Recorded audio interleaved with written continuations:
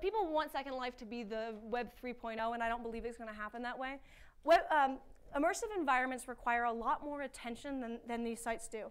I should note that MySpace profiles, most teenagers created profiles for their friends. So their friends didn't necessarily want to get on right away. Their friend created one for them. And so I don't know how many of you, they're also creating profiles for their parents, which is always really entertaining.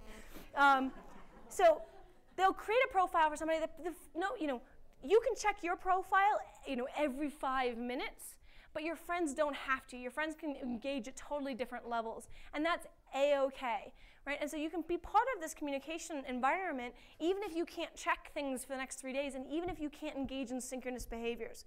Most of the immersive environments rely heavily on synchronicity, which means we both need to be online at the same time. And this is effective, mind you. Massively multiplayer online role-playing games are relatively huge in this space, and teenagers are using them. But it's, again, the sort of environment where if you're at level 70 on a game and your friends are at level 25, you can't really play with them in a comfortable way. Now, immersive environments like Second Life don't require that kind of leveling-based structure, but you still see some awkwardness about what it means to be on at the same time, to have the same basic levels of skills. It's not just a baseline communication thing. It requires much more depth. A lot of it is about trying to be really interest-driven and build and act and whatnot. And these are really popular for niche populations, but they're not hitting the mainstream like this. What the mainstream really wants to do and where it's going for teens is mobile. And the question is, what is going to happen in the mobile space? Right now, we have huge barriers to innovation in mobile. The ideas of what could be done with mobile far extend beyond what the carriers will ever allow right now.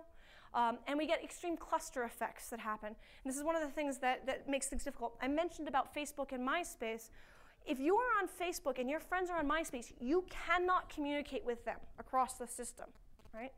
If you're on T-Mobile and your friends are on Sprint or somebody's on Verizon, and you have different phones, you can't do the same things. You can text and you can call, and maybe if you're lucky, you can send a photo to one another, maybe, right? And that's about it. The result of which is you don't see innovation happening in mobile, but people don't want to become more immersive. I mean, the kids don't want to be obsessively behind the screen. They want to be connected always on to their friends.